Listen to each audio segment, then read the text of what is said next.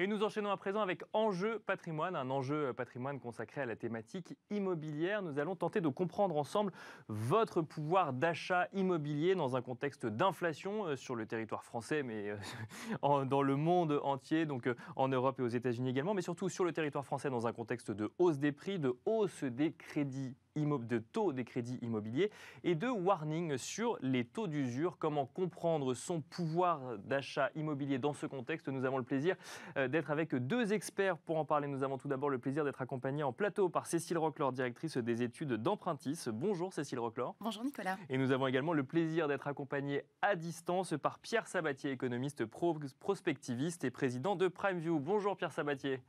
Bonjour à tous. Merci à tous les deux d'être en plateau avec nous pour nous parler de ce pouvoir d'achat immobilier. On va peut-être commencer avec vous, Cécile Roclor. Donc les taux de crédit immobilier remontent. Voilà, ça arrive enfin après plusieurs années où ils étaient à des niveaux très bas. On les voit remonter. Alors, doubler presque parfois, ou en tout cas des anticipations de taux de crédit immobilier qui pourraient doubler, qui pourraient passer de 1 à 2% d'ici la fin de l'année. C'est déjà le cas dans certaines banques. Certains pourraient être tentés de dire ça va, ça reste très modéré. Et on entend plusieurs voix, dont vous, qui disent attention au taux d'usure parce que ça peut venir réduire la capacité d'accès au financement. Alors qu'est-ce que c'est que ce taux d'usure, Cécile Roclor ?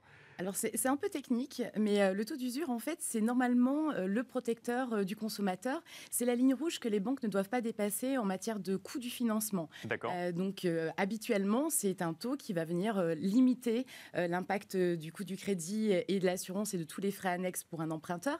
Malheureusement, en ce moment, on vit, vous le disiez, une période de hausse des taux. Depuis le mois de février, on a pris en moyenne 0,55 points sur les taux de crédit immobilier sur 20 ans. D'accord. Vous le disiez aussi, ça peut être beaucoup plus. Ce qui fait que quand on a un taux d'usure qui, dans sa mécanique, est calculé pour un trimestre en fonction des taux pratiqués par les banques sur le trimestre précédent, on a un décalage dans le temps entre la ligne rouge et les pratiques des banques. Et ça vient du coup limiter l'accès au financement pour un certain nombre de ménages qui auraient un coût de financement plus élevé que les autres en fonction des différents postes qui composent le TAEG qu'on va comparer au taux d'usure. Parce que c'est réglementaire. La banque n'a pas le droit de vous faire supporter un coût de crédit immobilier supérieur au taux d'usure. Exactement. En fait, c'est une législation qui vise à protéger le consommateur pour empêcher les banques de pratiquer des taux usuraires, c'est-à-dire au-dessus du taux d'usure, et qui seraient donc anormaux et donc éviter des systèmes qui pénaliseraient certains types d'emprunteurs. Donc effectivement, c'est une ligne rouge que la banque n'a pas le droit de franchir. Et donc ça, c'est la ligne rouge que la banque n'a pas le droit de franchir et elle doit la comparer en fait au TAEG dont vous avez parlé, donc le taux annuel effectif global. Donc là, dedans, on a le taux de crédit immobilier, mais on a également tous les autres coûts annexes qui vont être intégrés lorsqu'on souscrit un crédit immobilier. C'est exactement ça. En fait, c'est souvent ce qui fait défaut dans l'information des consommateurs. On se dit tout le temps, les taux de crédit moyens sur 20 ans, ils sont à 1,55. Le taux d'usure sur 20 ans et plus, il est à 2,4%. On est bien. On se dit, c'est bon, on est large. Normalement, tout va bien. Sauf qu'on n'a pas intégré l'assurance emprunteur ou d'autres choses. Vous avez le taux d'assurance qui va venir se cumuler au taux de crédit. Vous avez aussi tous les frais annexes obligatoires à la souscription du financement. Donc, ça va être les frais de garantie, les frais de dossier, tout ce qui va être obligatoire pour avoir accès à son financement. Et c'est quand on cumule tout ça et qu'on fait la mécanique de calcul du TAEG, donc le lissage sur l'ensemble de la durée du prêt, qu'on va venir avoir des taux qui sont bien supérieurs aux 1,55% sur 20 ans. On va monter rapidement aux alentours de ce taux d'usure, voire au-dessus pour un certain nombre de profils. Et alors, ce qu'il faut bien expliquer aux gens qui nous écoutent, c'est que le taux d'usure est calculé en fonction, si je caricature, de la moyenne des TAEG pratiqués par les banques. Donc mécaniquement, quand le TAEG augmente, puisque le taux de crédit immobilier augmente, le taux d'usure augmente. Le problème sur lequel vous alertez, c'est que la période n'est pas la même, puisque le taux d'usure du premier trimestre 2022 est calculé sur la moyenne des TAEG du dernier trimestre 2021, Exactement. par exemple. Et donc, si les taux remontent trop vite, en fait, on perd en capacité d'accès au financement. C'est exactement ce qui est en train de se passer quand vous avez une remontée rapide des taux de crédit. Étant donné qu'on regarde dans le rétroviseur pour fixer le taux d'usure du trimestre qui arrive, on a un décalage dans le temps. Alors quand on est sur des remontées lentes, pas trop de sujets, ça bloque un petit peu, mais c'est pas très grave. Mais là, on a effectivement pris énormément sur les taux de crédit en l'espace de 4 mois. Et quand la Banque de France qui fait ce calcul-là, début du deuxième trimestre, elle le fait principalement avec des taux de financement octroyés sur janvier. Et du coup, on a un décalage, on ne prend pas en compte la hausse, qui fait que le taux d'usure pour le deuxième trimestre n'a pas augmenté, il a même baissé d'1 centime. Et alors, une dernière question sur ce sujet qui fera la transition avec le contexte économique que nous verrons dans un instant avec Pierre Sabatier. Est-ce que vous vous attendez d'ici la fin de l'année à des hausses de taux de crédit immobilier qui continuent pratiquées par les banques avec lesquelles vous échangez? Oui, malheureusement, j'ai pas de bonnes nouvelles sur ce front-là à vous donner. Alors, vous le disiez, hein, on reste aujourd'hui en général en dessous de 2%, sauf les dossiers les plus tendus. Mais oui, la hausse va se perpétuer parce que les banques aujourd'hui, elles n'ont pas répercuté le coût de l'argent qu'elles empruntent pour vous faire votre crédit immobilier. Elles essayent de tenir le sujet au maximum parce que justement, il y a aussi la barrière du taux d'usure et la volonté de conquérir des clients. Mais oui, la hausse va se poursuivre. La question, ça sera jusqu'à quel point. Et ça, effectivement, il y a des facteurs macroéconomiques qui peuvent nous donner des indications. Et alors justement sur ce sujet, Pierre Sabatier qui est en duplex avec nous va peut-être pouvoir nous éclairer. Pierre, donc du coup, lorsque une banque de détail décide d'augmenter le taux de crédit immobilier, déjà je dis décide d'augmenter parce qu'il y a une part qui est liée à la politique commerciale de la banque, mais ça n'est pas tout. En fait, le taux de crédit immobilier est également fixé par un contexte économique et actuellement, nous sommes dans un contexte où la BCE anticipe par exemple d'augmenter ses taux d'ici normalement début juillet, c'est pas tout à fait confirmé, mais on tend vraiment vers une décision de ce point de vue-là. On a également un coût de financement des États qui augmente, avec l'OAT à 10 ans en France qui a augmenté. Est-ce que ce contexte, du coup, est un contexte qui va pousser vers une hausse des taux de crédit immobilier, Pierre Sabatier ? Ah non, pas douter. Il faut prendre les choses dans l'ordre. En priorité, ce qui fixe le taux, c'est le taux de référence, donc dans un pays ou dans un continent, si on parle d'Europe. Et aujourd'hui, la Banque centrale européenne, vous l'avez dit, hein, a comme objectif de remonter son taux directeur, c'est-à-dire son taux très court, son taux au jour le jour, à partir du mois de juillet. Mais les taux longs, c'est-à-dire les taux à 10 ans, c'est-à-dire que lorsque l'État emprunte, elle emprunte sur 10 ans, eh bien ces taux, il faut avoir en tête que les taux d'intérêt en fin d'année dernière étaient à zéro. Et aujourd'hui, ils sont à 1,4%. C'est-à-dire cette hausse de 1,4%, 140 points de base, eh bien, ça vient augmenter le taux de référence auquel on peut, qui va être le niveau comparé duquel en fait les banques vont devoir en fait comparer les niveaux de crédit qui seront pratiqués. Donc, comme Madame l'évoquait jusque-là, pour le moment, les banques ont fait un effort commercial pour ne pas répliquer ces 140 points de base, ces 1,4% de hausse sur les taux de crédit immobilier, mais à n'en pas douter, sauf à ce que vous pariez à une baisse des taux d'intérêt souverains dans les mois à venir, ce qui est extrêmement peu probable parce que vous savez, les taux d'intérêt sont très liés à l'inflation et aujourd'hui, les perspectives de maintien de l'inflation à des niveaux élevés, c'est elles qui entraînent en fait ces taux souverains vers le haut. Eh bien, le contexte va être assez négatif en ce qui concerne les crédits immobiliers, tout simplement parce que les banques, et ça, il faut comprendre le mécanisme, les banques, lorsqu'elles prêtent à quelqu'un qui veut acheter son appartement, l'argent, elles ne l'ont pas. Elles vont elles-mêmes l'emprunter. Et vous comprenez bien que, du coup, le taux qu'elles vont pratiquer est forcément corrélé à leur coût de financement. Alors, vous allez dire, si on rentre dans le détail, la banque, elle va pas, lorsqu'elle vous prête sur 20 ans, elle ne va pas forcément se financer sur 20 ans. La plupart du temps, elle fait ce qu'on appelle la transformation, c'est-à-dire qu'elle va emprunter sur courte période et vous prêter en fait sur 20 ans. Pourquoi elle fait ça? C'est parce qu'en général, il y a un écart de taux d'intérêt, elle se finance un peu moins cher à court terme en vous prêtant à long terme. Sauf que elle, si elle va se financer par exemple sur 3 ans pour vous prêter sur 20 ans, ça veut dire que tous les 3 ans, il faut qu'elle refinance en fait son crédit.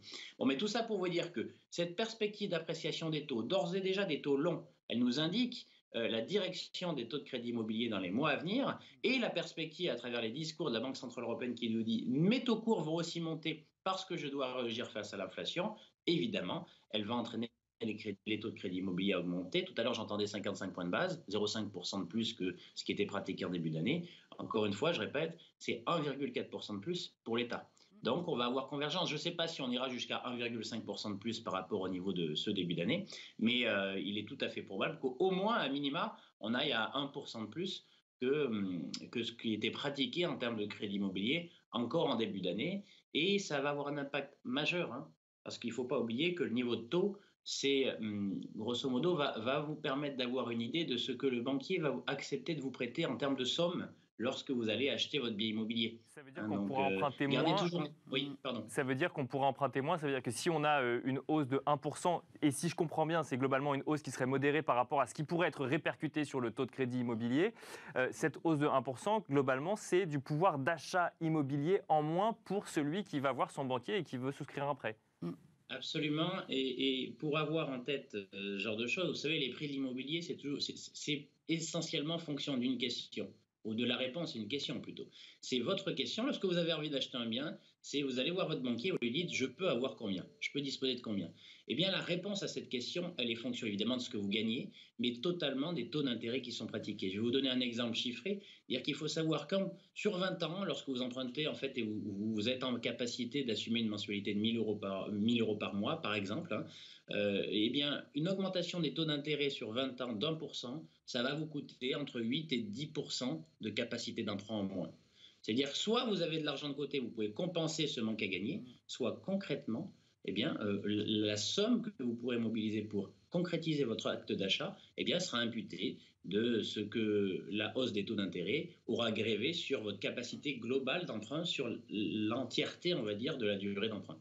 Donc un pouvoir d'achat finalement amputé de 10% sur les sujets immobiliers. Est-ce que ça veut dire, Pierre Sabatier, qu'on peut s'attendre, si plus personne ne peut payer 10% de plus qu'avant sur les appartements, que les prix vont baisser de 10%? Ce serait logique de raisonner comme ça ou pas?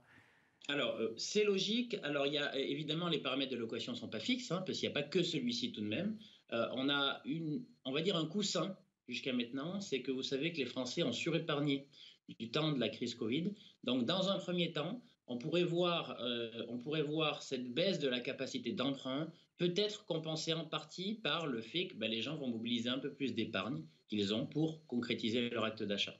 Donc on peut, dans un premier temps, avant la baisse des prix, on pourrait voir plutôt en fait une augmentation des fonds propres mis par le ménage pour concrétiser son acte. Mais ceux qui n'en disposent pas, eh bien là c'est la mécanique. Les mécaniques, ils diront moi je ne peux assumer en fait une somme d'argent pour acheter ce bien, 10% en dessous. Donc il faut avoir en tête probablement d'abord une augmentation du niveau d'épargne de ce que mettent les ménages pour acheter de l'immobilier, mais si ça dure d'ici 6-9 mois et qu'on a véritablement des taux qui s'installent à un niveau supérieur, on aura forcément des ajustements de prix. Alors attention, lorsqu'on parle d'immobilier, il n'y a pas un immobilier, il y a des immobiliers, hein. C'est une classe d'actifs en son ensemble. Évidemment, les conséquences ne seront pas tout à fait les mêmes en fonction de la zone géographique qu'on considère.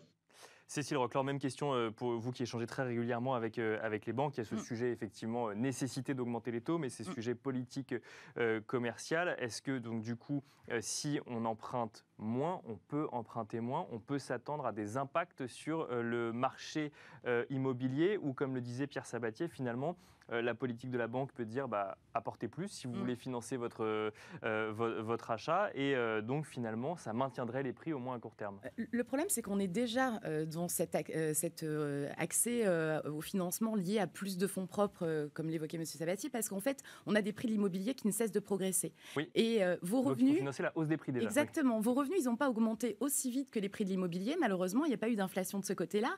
Du coup pour la même superficie dont vous aviez besoin, vous êtes déjà obligé de mobiliser de l'épargne et ça fait déjà quelques années que ça dure. Ça s'est accéléré les derniers temps avec une convergence des besoins et des souhaits des Français sur une même typologie de biens. On a tous recherché en sortie de crise un peu d'espace vert, un peu d'extérieur ou un peu de calme. Oui.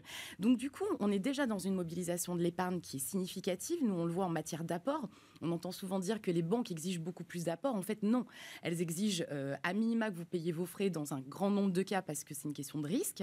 Mais en fait, si vous voulez arriver à boucler votre achat, vous êtes obligé de mobiliser 10% d'épargne en plus pour acheter le bien qui vous faut. C'est pas la banque qui exige plus d'apports, c'est juste que par rapport au même projet que vous aviez il y a 3 ans, c'est vous qui devez en apporter plus par rapport au contexte de marché. Exactement. La hausse des prix, elle est là, elle est installée depuis un long moment. Effectivement, je suis tout à fait d'accord avec monsieur. On va arriver à un système de marché immobilier qui va être différencié en fonction des zones. On le voit déjà et ça va être accéléré par une logique économique simple, l'offre et la demande.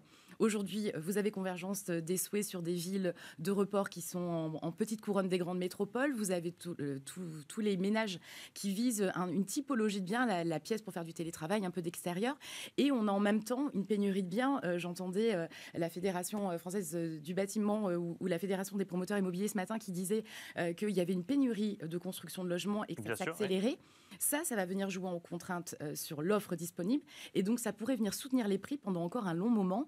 Donc on va avoir une période d'inertie devant nous certainement sur un grand nombre de territoires, pas tous, encore une fois je suis complètement d'accord, mais il y a des endroits où les prix vont continuer de grimper et si on cumule hausse des taux et hausse des prix, là on va avoir un petit problème sur le marché. Donc raisonner en matière de corrélation entre hausse de crédit immobilier et baisse des prix immobiliers, c'est un raisonnement simpliste, il y a beaucoup plus de critères à prendre en compte que vous venez de nous expliquer, Cécile Reclor. Merci beaucoup Cécile Reclor, je rappelle Merci, que vous êtes directrice des études d'empruntisme. Merci également Pierre Sabatier à distance avec nous, économiste prospectiviste et président de PrimeView. Je vous remercie également vous de nous avoir suivis. On espère vous avoir fait comprendre un petit peu mieux votre pouvoir d'achat immobilier en ce milieu d'année 2022. Et je vous donne rendez-vous demain à 13h sur Bismart pour un nouveau numéro de Smart Patrimoine.